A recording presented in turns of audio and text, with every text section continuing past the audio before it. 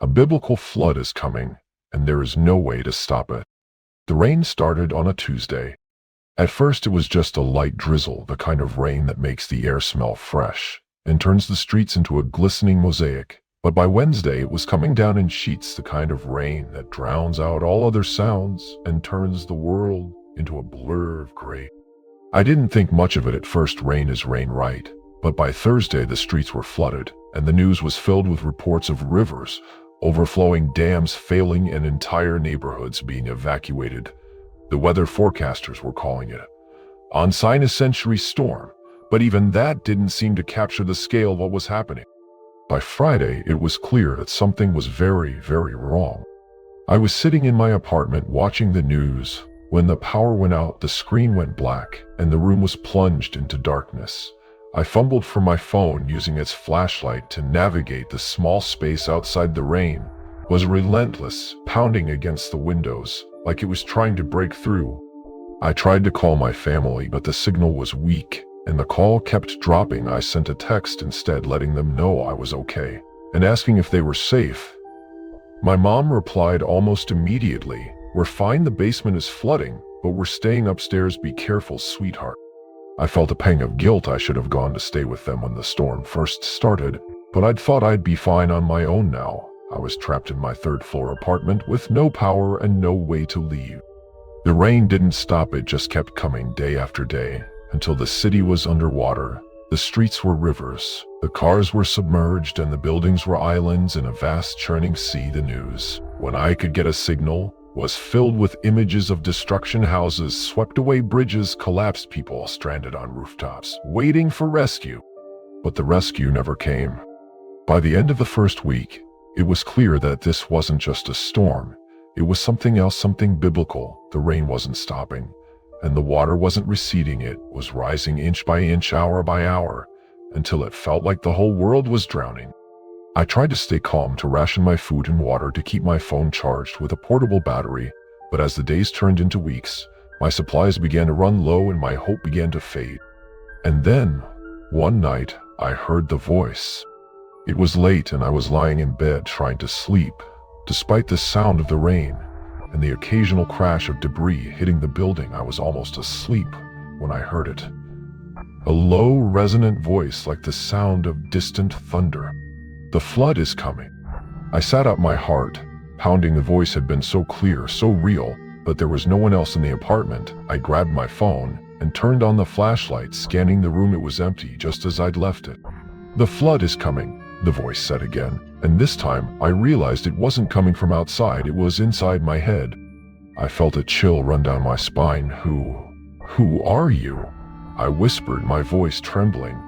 "I am the voice of the earth," the voice replied. "I am the voice of the waters, the winds, the fire, and the stone. I am the voice of the end."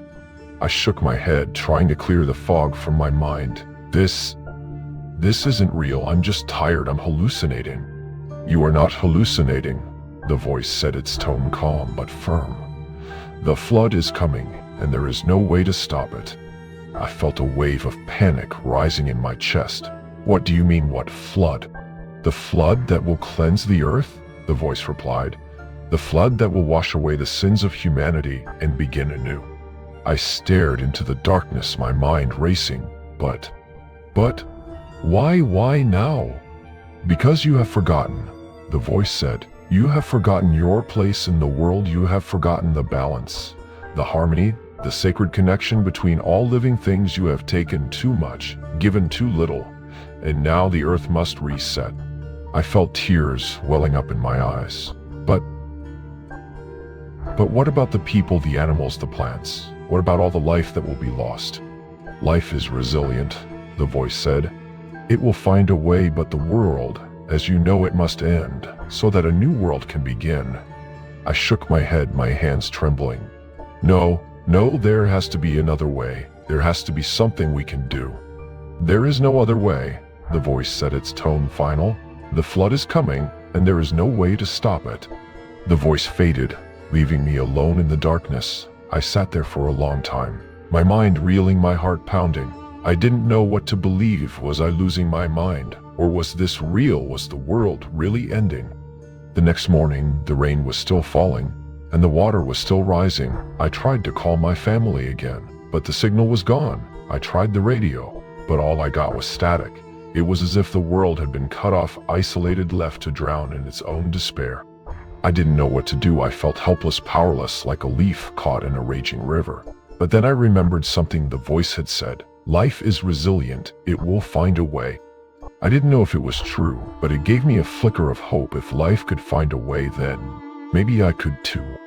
I spent the next few days preparing. I gathered what little food and water I had left, packed a bag with essentials, and made a plan. If the water kept rising, I would have to leave the apartment to find higher ground. It was a risk, but staying where I was would be a death sentence. And then, one night, the water reached my door. I woke up to the sound of splashing of water lapping against the walls. I grabbed my bag and my phone and waded into the hallway. The water was up to my knees, cold and murky, and it was rising fast. I made my way to the stairwell, the water sloshing around me. The stairs were slippery, and the darkness made it hard to see. But I kept going one step at a time. When I reached the roof, the rain was still falling, the wind whipping around me like a living thing. I looked out over the city. My heart sank. The water was everywhere, a vast churning sea that stretched as far as the eye could see. The buildings were half submerged, their windows dark and lifeless. The only sound was the rain and the wind, a constant mournful wail. I felt a wave of despair wash over me. There was no higher ground. There was no escape. The flood had come, and there was no way to stop it. And then I heard the voice again. You are not alone, it said, its tone softer now, almost comforting. You are part of something greater, something eternal. The flood will come, and it will take much, but it will also give it, will cleanse it, will renew it, will begin again.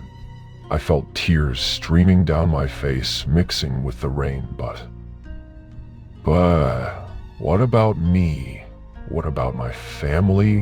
What about everyone else? You are part of the cycle, the voice said. You are part of the earth, and the earth will remember you, but now you must let go. I didn't know what to say. I didn't know what to do. But as I stood there on the roof of my building with the rain pouring down and the water rising around me, I felt a strange sense of peace. The world was ending, but it was also beginning. The flood was coming, and there was no way to stop it. But maybe, just maybe, that was okay. I closed my eyes and took a deep breath, letting the rain wash over me, and then I let go. The flood came and it took everything, but in its wake it left something new, a world reborn, a world renewed. And though I was gone, I was part of it, part of the earth, part of the earth. And the earth remembered.